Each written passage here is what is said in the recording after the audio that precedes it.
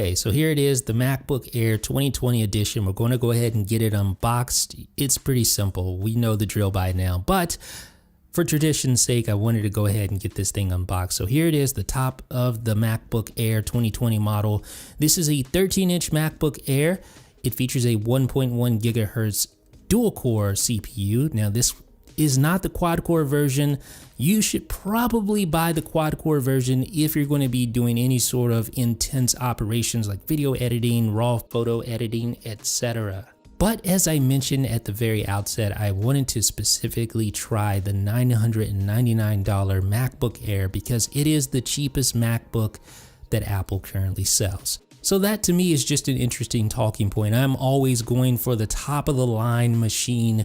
I thought I would just switch it up this year and say, hey, let's go to the bottom of the barrel, grab the very entry level of the entry level MacBook Air. And that's what we've done. So you see the design by Apple in California packet. Inside you get a little getting started guide.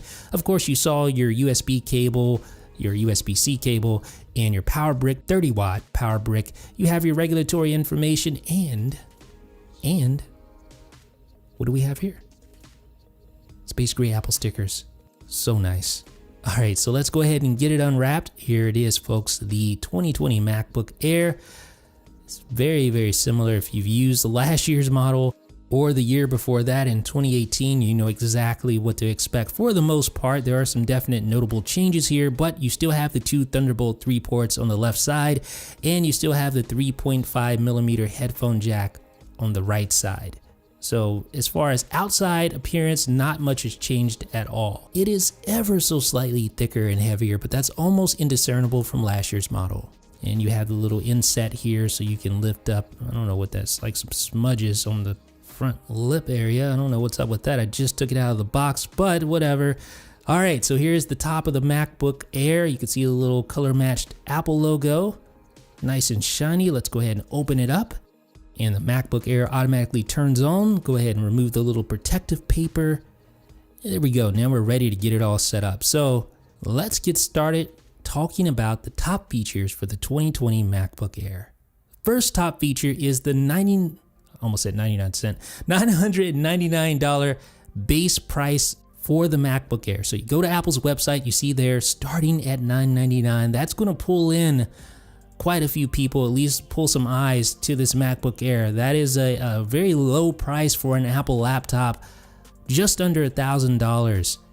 Get you a dual core 1.1 gigahertz processor, 8 gigabytes of RAM, 256 gigabytes of flash storage. If you're on a budget, you need a basic Mac laptop for word processing, web browsing. This one is going to do a pretty good job. But by far the biggest new feature for this 2020 MacBook Air is the introduction of the scissor switch keyboard, replacing that old butterfly terrible keyboard. So the great thing about the scissor switch keyboard is that it has great key travel. That is the thing, and it's also way more reliable than the butterfly switch keyboard. And just like the previous MacBook Airs, you have Touch ID and hardware function keys, no touch bar. So great. And you also get the inverted T arrow keys, which makes it easier to touch without looking at your keyboard to know which arrow key you're pressing. Of course, all of this came with the 2016 MacBook Pro as well. But now this same keyboard has migrated down market to the MacBook Air, and it's just such a pleasure to type on. The keys are spaced a little further apart. If you were frustrated by the previous MacBook Air keyboard, then this one is going to make you really happy. It truly is a night and day experience when comparing the two. I tried to type on my 13-inch MacBook Pro from 2019 and compared it to this, and it was just no contest. I would take this keyboard 10 out of 10 times. One of the really cool features of the 2020 MacBook Air is that Apple doubled the entry-level storage. So no longer does it start with just 128 gigabytes of flash storage. No, they actually dropped the price on the base model from $1099 to $999 and then doubled the storage from 128 to 256. I've always felt like 128 gigabytes of storage was way too little, even for the most basic users, but having 256 gigabytes of storage is actually quite nice. So with my previous MacBook Airs, I always got used to carrying around this guy right here. This is a SanDisk Extreme Portable SSD. Great little portable drive. But now Apple has doubled the max amount of storage you can configure on your MacBook Air. So it used to be just 1 terabyte, now you can configure up to 2 terabytes, which is quite a lot of storage. Even if you're editing high quality video, with 2 terabytes, you could probably manage to do so without toting around a portable SSD. For the first time since the MacBook Air got its Retina display, you can now select between multiple CPU configurations. Previously, you only had one choice, now you have 3 choices. A 1.1 GHz dual core, a 1.1 GHz quad core i5, and a 1.2 GHz quad core i7. These are all 10th generation Intel processors. They all support hyper-threading, but the entry-level CPU is just a dual core processor, whereas the mid-tier and the highest end CPU configs are quad core processors. So of course I have the dual core. You can see the single core score is actually decent, 987, but the multi-core, wow. That's gonna hurt when you're editing video or trying to edit video in Final Cut Pro 10 or doing anything else that takes advantage of multi-core. With that being said, single core is actually pretty decent. Games are gonna play fairly well for the most part.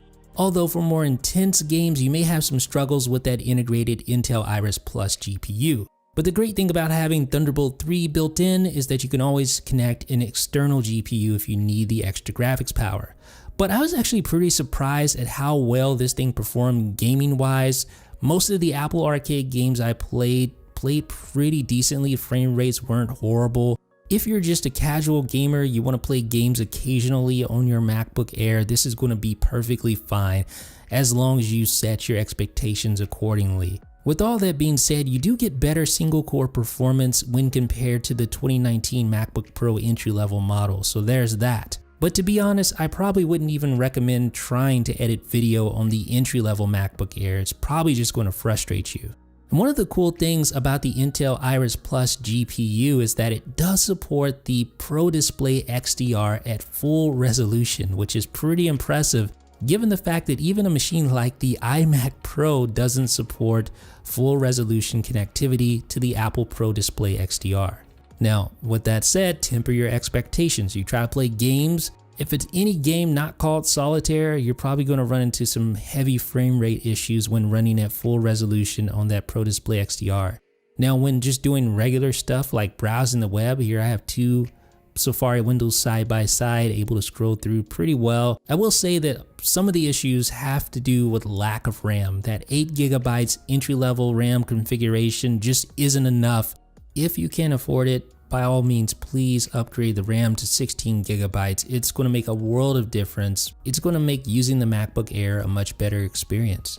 Now that being said, Apple is using faster, more power-friendly memory in the MacBook Air 2020 edition. They're using 3733 MHz low-power DDR4X memory. So not only is the memory faster than the previous edition MacBook Air, and when you consider that memory can have a huge effect on battery life of a laptop, it makes sense that Apple will look for every advantage it can when it comes to memory and using the most power-friendly memory that they can. And even with that, this MacBook Air actually gets 1 hour less battery life than its predecessor. This one's rated at 11 hours of wireless web browsing, while the previous model was at 12 hours. Believe it or not, all Apple devices, with the exception of the regular iMac and the 10.2-inch iPad, now feature Bluetooth 5.0. Yes, with the 2020 upgrade to the MacBook Air, Apple's cheapest laptop now gets Bluetooth 5.0 support. Now this is kind of an unheralded bullet point on a list of tech specs, but Bluetooth 5.0 uses less power, has larger message capacity, features faster data transmission capability, and it increases range. The 2020 MacBook Air adds support for wide stereo sound and Dolby Atmos playback for supported content.